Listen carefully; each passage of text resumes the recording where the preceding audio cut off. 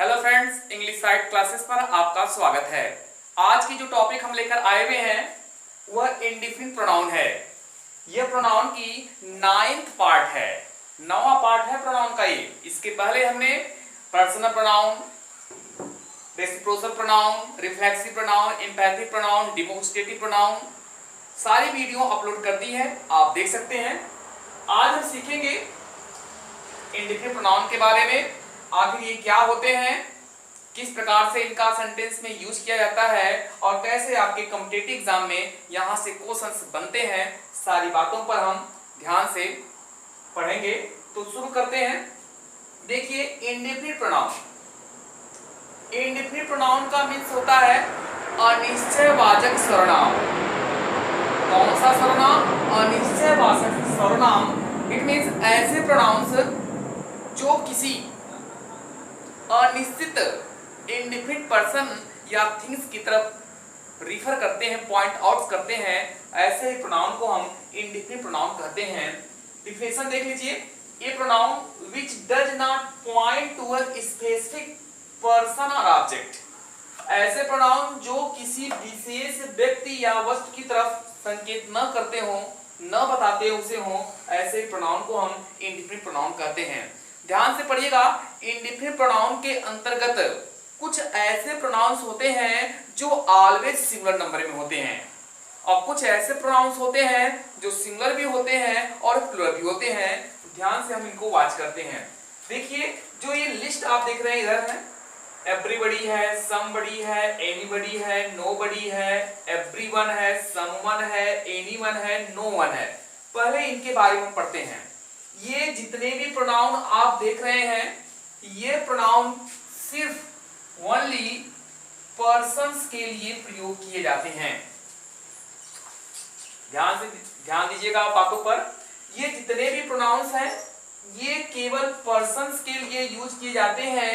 यदि इनके लिए आप पर्सनल प्रोनाउन का यूज कर रहे हैं तो आप इनके लिए ही, हिम, हिज या हिमसेल्फ का यूज करेंगे।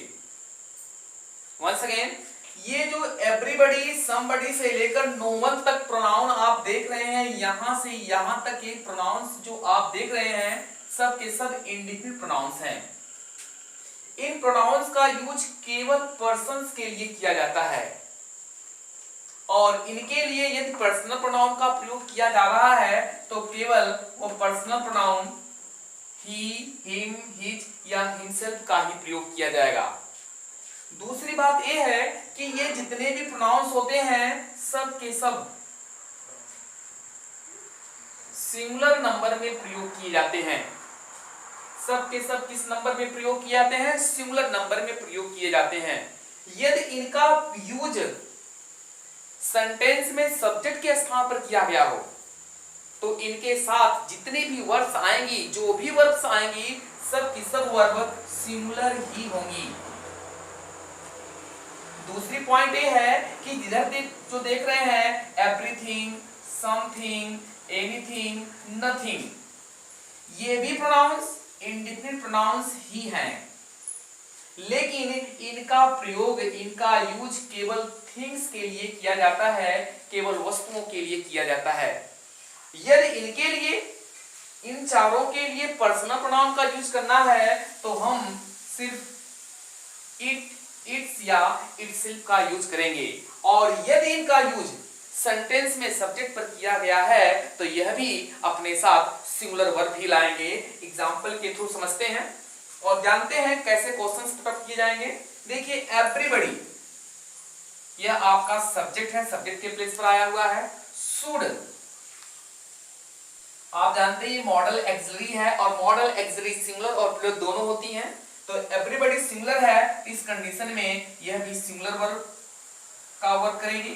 तो एवरीबॉडी शुड लव, प्रत्येक व्यक्ति को प्रेम करना चाहिए हिज कंट्री। देखिए, यहां यही आपका पॉइंट जो इंपॉर्टेंट है, हिज।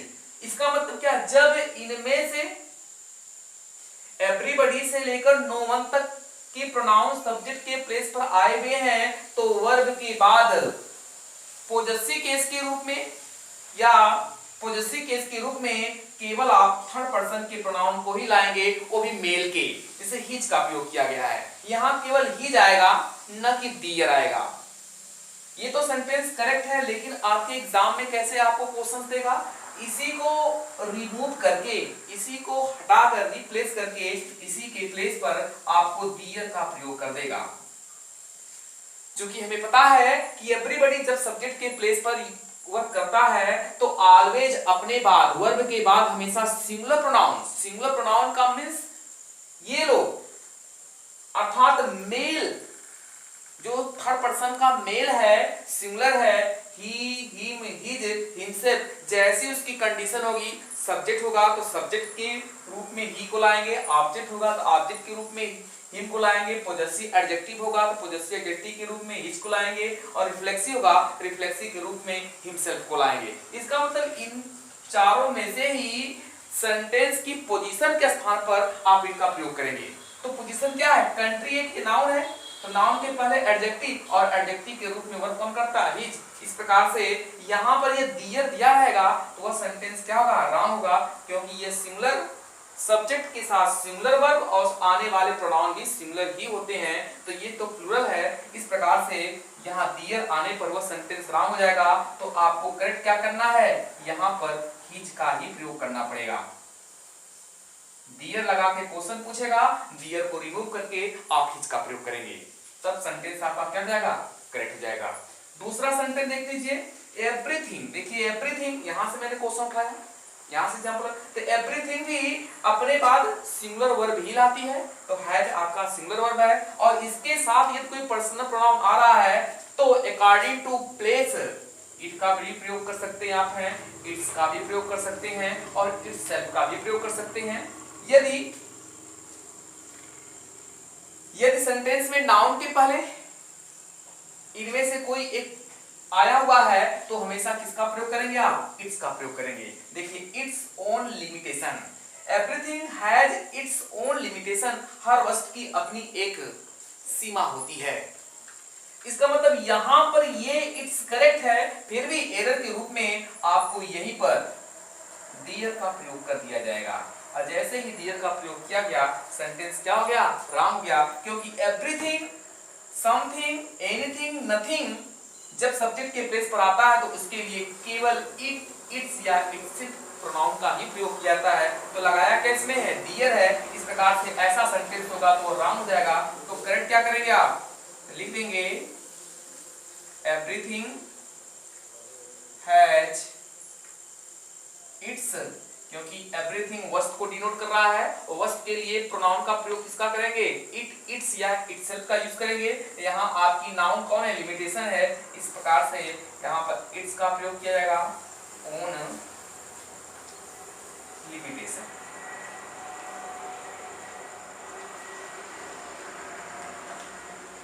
यह आपका सेंटेंस करेक्ट हो गया। तो हमने एवरीबॉडी से लेकर नथिंग तक प्रोनाउन, इंडिफिनिट प्रोनाउन पढ़ लिए। ये केवल पर्सन के लिए आएंगे और ये केवल थिंग्स के लिए आएंगे। आइए जानते हैं इनसे कुछ और भी इंडिफिनिट प्रोनाउंस होते हैं और कैसे उनका प्रयोग किया जाता है, क्या उनसे भी क्वेश्चंस बनते हैं, आइए हम देखते हैं।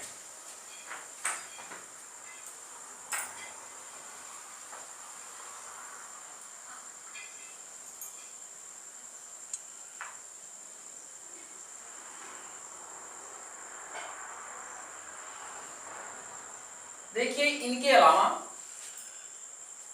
जो थिंग्स से बने हैं, समबडी से बने हैं, इनके अलावा वन का भी प्रयोग इंडिफिनिट प्रोनाउन के रूप में किया जाता है, ऑल का भी प्रयोग इंडिफिनिट प्रोनाउन के रूप में किया जाता है, बोथ है, फ्यू है, मच है, नन है, लिटिल है, इनका भी प्रयोग इंडिफिनिट प्रोनाउन के रूप में किया जाता है। इसमें सबसे इंपॉर्टेंट जो है वो वन है।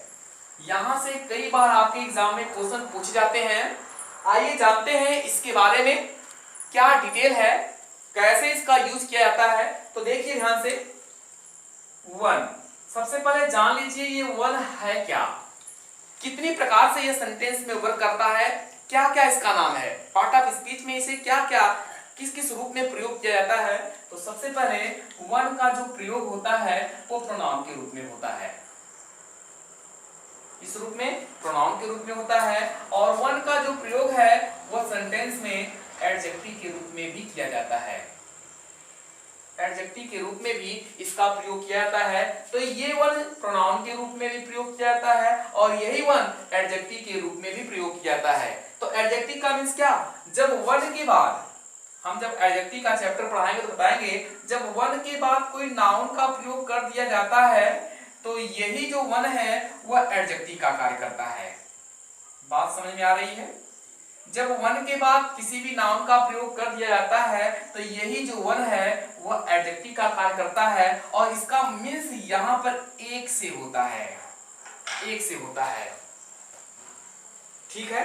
लेकिन जब वन के बाद तुरंत वर्ब आई हो या वन के बाद आपका प्रयोग किया गया हो, उसके बाद नाउन या प्रोनाउन का प्रयोग किया गया हो, तब जाकर वर्ब का प्रयोग किया गया हो, तो यह वन, दोनों वन की कंडीशन क्या होगी, प्रोनाउन की होगी। इट मींस प्रोनाउन के रूप में वन से दो प्रकार से सेंटेंस आप बना सकते हैं, एक तो वन के तुरंत बाद वर्ब का प्रयोग करके और एक तो वन के बाद आप लगाकर नाउन प्रोनाउन लाके तब वर्ब का प्रयोग करके। तो वन से बनने वाले प्रोनाउन के रूप में कितने प्रकार के सेंटेंस हैं, दो प्रकार से हैं और दोनों प्रकार से आपके एग्जाम में प्रश्न पुटअप होते हैं, प्रश्न पूछे जाते हैं। आइए जानते हैं दोनों के बारे में कैसे क्वेश्चंस बनते हैं। देखिए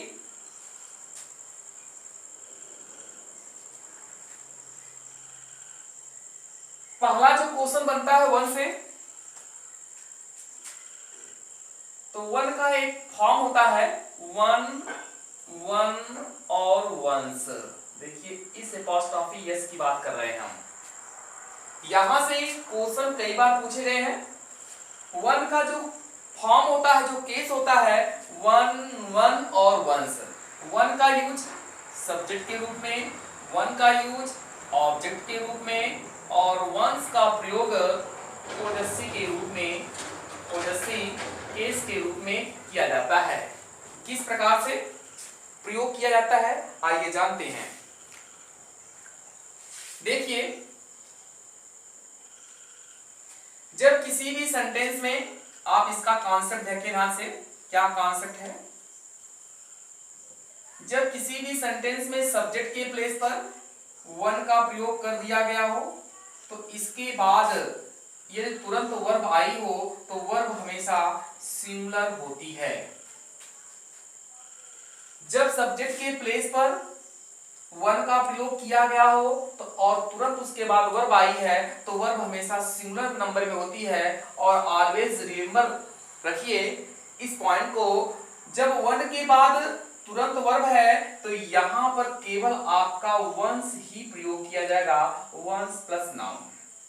ये कॉन्सेप्ट है, क्या बात समझ रहे हैं। जब वन सब्जेक्ट के प्लेस पर आया हुआ है, वन के तुरंत बाद वर्ब है, तो केवल इसके बाद आपको वंस ही लगाना पड़ेगा, तभी सेंटेंस आपका करेक्ट होगा। एरर में क्या करेगा, इस वन को हटाकर रिमूव करके आपको हिज लगा देगा। यदि हिज प्लस नाउन मिला हुआ है सेंटेंस तो यह सेंटेंस वन के साथ क्या है, इस कंडीशन में रॉन्ग है। किस कंडीशन में, जब वर्ब वन के तुरंत बाद किसका प्रयोग किया गया है, वर्ब का। एग्जाम्पल के थ्रू समझते हैं। देखिए अगर मैंने एक सेंटेंस लिखा वन शुड, वन शुड, देखिए वन के बाद तुरंत वर्ब है डू। अगर मैंने लिख दिया his duty, one should do his duty.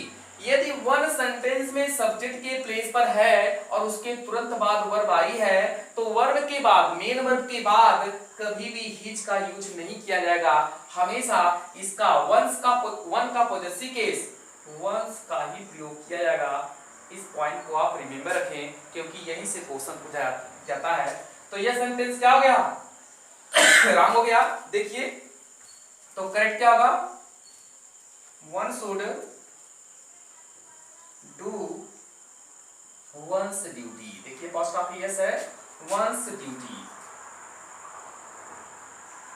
यह सेंटेंस करेक्ट हो गया है। तो यह कॉन्सेप्ट पहला किसका रहा, वन का। जब वन के बाद तुरंत क्या आई हुई है, वर्ब का प्रयोग किया गया है, तो हमेशा आप किसका यूज करेंगे, वंस का ही प्रयोग करेंगे। दूसरा कॉन्सेप्ट देखते हैं, दूसरा कॉन्सेप्ट कैसे है, किस प्रकार से दूसरे कॉन्सेप्ट से क्वेश्चन पूछे जाते हैं। तो पहला कॉन्सेप्ट हमने आपको बता दिया है, इसे आप नोट डाउन कर लीजिए। दूसरा कॉन्सेप्ट देखिए, जब सब्जेक्ट हो, वर्ब हो, ऑब्जेक्ट हो और अदर वर्ड हो, यह कॉन्सेप्ट हो, फिर यहां पर भी सब्जेक्ट के प्लेस पर किसका प्रयोग किया गया है, वन का, लेकिन वन के बाद वर्ब न आकर प्रीपोजिशन किसका प्रयोग कर दिया गया हो, आप का प्रयोग कर दिया गया हो। ध्यान दीजिए, अब वन के बाद तुरंत वर्ब नहीं है, प्रीपोजिशन आप है, तो यहां पर द का प्रयोग कब करेंगे, जब नाउन होगी। और यह नाउन हमेशा किस कंडीशन में होगी, प्लूरल की कंडीशन में होगी। और प्रोनाउन का प्रयोग करेंगे तो प्रोनाउन का भी प्रयोग किया जाएगा, लेकिन प्रोनाउन कौन आएंगे, हमेशा वही प्रोनाउन आएंगे जो प्रोनाउन क्या होंगे, प्लूरल होंगे। लेकिन प्रोनाउन का सब्जेक्टिव केस नहीं, हमेशा कौन सा केस यूज किया जाएगा, ऑब्जेक्टिव केस का प्रयोग आप यहां पर कर सकते हैं, केवल ऑब्जेक्टिव केस का प्रयोग किया जाएगा, वो भी प्लूरल प्रोनाउन का। इट मींस यदि पर्सनल प्रोनाउन को हम देखते हैं तो फर्स्ट पर्सन का जो प्लूरल है वह वन आप के बाद आप अस का प्रयोग कर सकते हैं। कभी भी वन आप के बाद मी का प्रयोग नहीं किया जाता है, ध्यान दीजिएगा यहीं पर। वन आप अस आप लिख सकते हैं, लेकिन वन आप मी का प्रयोग नहीं कर सकते हैं। क्यों नहीं कर सकते हैं, क्योंकि वन आप के बाद जो भी प्रोनाउन आएगा वो हमेशा प्लूरल की कंडीशन में होगा, और मी किस कंडीशन में है, सिंगुलर की कंडीशन में है, इसीलिए इसका प्रयोग नहीं किया जाता है। और अस किस कंडीशन में है, प्लूरल की कंडीशन में है। उसके बाद आप इनके अलावा सेकंड पर्सन में जाएंगे तो वन ऑफ यू का प्रयोग किया जाता है, क्योंकि पता है कि यू क्या होता है, सिंगुलर की भी कंडीशन में यूज किया जाता है और प्लूरल की भी कंडीशन में यूज किया जाता है, ये दोनों है। तो वन ऑफ के बाद यू का प्रयोग आप कर सकते हैं, और वन ऑफ के बाद ये थर्ड पर्सन में जाए तो वन ऑफ हिम आप नहीं लिख पाएंगे, वन ऑफ हर नहीं लिख पाएंगे, वन ऑफ इट नहीं लिख पाएंगे। क्यों, क्योंकि ये सिंगुलर है। तो थर्ड पर्सन का प्लूरल क्या होगा, देम होगा, तो वन ऑफ देम का प्रयोग किया जा सकता है। इट मींस यदि वन के बाद आप है और उसके बाद प्रोनाउन का प्रयोग करना है तो केवल आप तीन ही प्रोनाउन का प्रयोग करेंगे, या तो अस सेंस के आधार पर, या तो यू सेंस के आधार पर, या तो देम सेंस के आधार पर। इन्हीं तीनों प्रोनाउंस का प्रयोग करेंगे जो हमेशा किस केस में होते हैं, ऑब्जेक्टिव केस में होते हैं। और नाउन यदि है तो नाउन प्लूरल होगी और उसके पहले क्या लगा रहेगा, द लगा रहेगा। और तब जाकर यदि वर्ब का आप प्रयोग कर रहे हैं तो वर्ब, ध्यान दीजिए, चाहे वन के बाद तुरंत वर्ब हो या वन के बाद आप हो, यह वर्ब ऑलवेज सिंगुलर ही होगी, हमेशा सिंगुलर की कंडीशन में ही होगी। किंतु अब आपको यहां पर वंस का प्रयोग नहीं करना है, वंस प्लस नाउन का प्रयोग नहीं करना है, जो आप वंस के साथ वंस का प्रयोग करते थे कब जब वन की तुरंत बाद वर्ब आती थी। क्या यहाँ पर वन के बाद तुरंत वर्ब है, नहीं है। जब वन के बाद तुरंत वर्ब नहीं होगी तो आप वंस का यूज अब नहीं कर पाएंगे यहाँ। तो किसका यूज होगा, तो हमेशा यहाँ पर इस कंडीशन में हिज प्लस नाउन का प्रयोग किया जाएगा। किसका किया जाएगा, हिज प्लस नाउन का प्रयोग किया जाएगा। अब क्वेश्चन कैसे करेगा, तो वन आपके बाद जब किसी नाउन या प्रोनाउन का प्रयोग किया जाएगा तो आपको कंफ्यूजन के लिए किसका प्रयोग कर देगा, वह वंस का प्रयोग कर देगा, क्योंकि आपको पता है कि वन के साथ तो वंस भी आता है। देखिए कंडीशन लगी हुई है, वन के बाद वन के साथ वंस कब आएगा और वन के साथ वंस कब नहीं आएगा, दो कंडीशन है। दोनों कंडीशन को आपको ध्यान से देखना पड़ेगा। तो वन के बाद वंस तभी आएगा जब वन के तुरंत बाद वर्ब आई हो, और वन के बाद वंस उस समय नहीं आएगा जब वन के बाद आपका प्रयोग किया गया है। तो वन के बाद किसका प्रयोग किया गया है, आप का प्रयोग किया गया है, किसी प्रीपोजिशन का प्रयोग किया गया है, तो इस कंडीशन में आप वंस का यूज नहीं कर पाएंगे, हमेशा किसका प्रयोग किया जाएगा, हिज का ही प्रयोग किया जाएगा। एग्जांपल के थ्रू समझते हैं, क्लियर हो जाएगा। देखिए हमने एक सेंटेंस लिखा, वन ऑफ देम। देखिए one of them, one of him नहीं लिख पाएंगे आप, वन ऑफ हर नहीं लिख पाएंगे आप, वन ऑफ इट नहीं लिख पाएंगे, वन ऑफ देम का ही प्रयोग किया जाएगा। One of them has, one of them has completed, अगर मैं कहूं वंस होमवर्क, तो ये सेंटेंस कैसा होगा? अब तुरंत आप गेस करेंगे, अरे वन तो आया है, तो वन के साथ तो वन तो करेक्ट, हाँ करेक्ट है, लेकिन कंडीशन क्या है? वन के तुरंत बाद वर्ब होनी चाहिए। क्या इस वन के बाद वर्ब है? नहीं है। जब इस वन के बाद, जब सब्जेक्ट के प्लेस पर वन आएगा, उसके बाद वर्ब नहीं होगी, तो वंस का आप यूज नहीं कर पाएंगे। वंस लगा हुआ सेंटेंस है, तो वह क्या जाएगा? रॉन्ग हो जाएगा। तो किसका प्रयोग करेंगे आप? केवल आप हिज का प्रयोग करेंगे। किसका प्रयोग करेंगे? हिज का प्रयोग करेंगे पोजेसिव एडजेक्टिव के रूप में। कैसे पता चला पोजेसिव एडजेक्टिव है? नाउन है, और नाउन के पहले आने वाले प्रोनाउन हमेशा किस केस में होते हैं? पोजेसिव केस में होते हैं। ये पोजेसिव केस है, लेकिन रॉन्ग है, तो इसका करेक्ट क्या हो जाएगा? तो correct one of them has, singular हो गई, यहां से भी क्वेश्चन पूछ सकता है हैव लगाकर। कंप्लीटेड, वंस नहीं, हिज होमवर्क। देखिए, अब कोई भी क्वेश्चन हो, यदि वन के बाद तुरंत वर्ब से बना हुआ हो या वन के बाद आप से बना हुआ हो, तो आशा करते हैं आप सारे क्वेश्चन को सॉल्व कर लेंगे। पूरी तरह से हमने कॉन्सेप्ट को क्लियर कर दिया है। तो आज यहीं तक है इंडिफिनिट प्रोनाउन। मिलते हैं आपसे नेक्स्ट वीडियो में, तब तक के लिए धन्यवाद।